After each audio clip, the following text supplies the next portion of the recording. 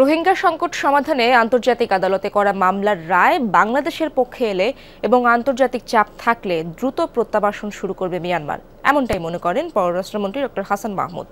রোববার জাতীয় প্রেসক্লাবে ওভারসিজ করেসপন্ডেন্ট অ্যাসোসিয়েশন বাংলাদেশ উদ্যোগে রোহিঙ্গা সংকট ভবিষ্যৎ রূপরেখা শীর্ষক আলোচনা সভায় একথা বলেন মন্ত্রী। জানান, কিরগিজস্তানে বিদেশিদের ওপর হামলার ঘটনায় বাংলাদেশের কোনো ছাত্র গুরুতর আহত হয়নি। ডিজাইন, এলিগেন্স, বিউটি, সেরা পণ্য সবার জন্য।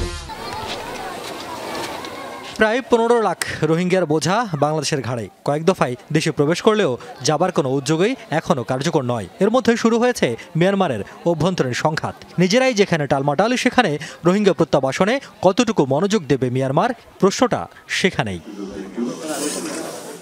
এমন নানা প্রশ্নের সম্ভাব্য উত্তর খোঁজার চেষ্টা হয়েছে ওকাবের আলোচনা সভায়। বিজ্ঞজনরা বলেন, রোহিঙ্গারা এখন একই সঙ্গে যেমন অর্থনৈতিক বোঝা, তেমনি নিরাপত্তার জন্য হুমকিস্বরূপ। তাই যে কোনো পরিস্থিতিতে প্রত্যাবাসনের চেষ্টা অব্যাহত রাখাটা জরুরি। Myanmar itself has become a problem.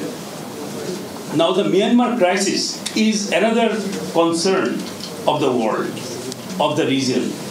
So the country that has created a problem, it has become itself a problem. So now what is happening in Myanmar is also very significant for understanding the Rohingya crisis. We see this problem from two different angles, or divide the issue in two different parts.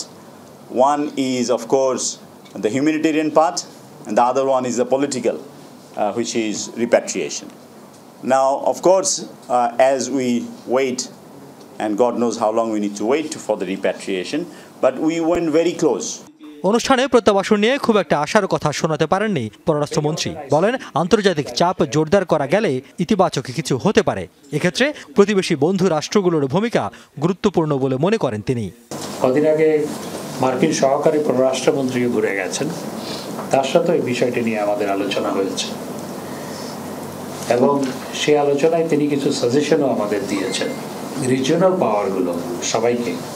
এখানে ভারত এবং চায়নার ভূমিকা অত্যন্ত মুখ্য। তাদেরকে যদি আমরা আরো বেশি করে এনগেজ করতে পারি, আমরা বিশ্বাস করি যে এই সমস্যার সমাধান করা সম্ভব। একই অনুষ্ঠানে কিরগিজস্তানের বর্তমান পরিস্থিতি নিয়েও কথা বলেন পররাষ্ট্রমন্ত্রী। দেশটিতে বাংলাদেশের দূতাবাস না থাকায় উজবেকিস্তানের রাষ্ট্রদূতকে বিষয়টি দেখভালের দায়িত্ব দেওয়া হয়েছে বলেও জানান মন্ত্রী।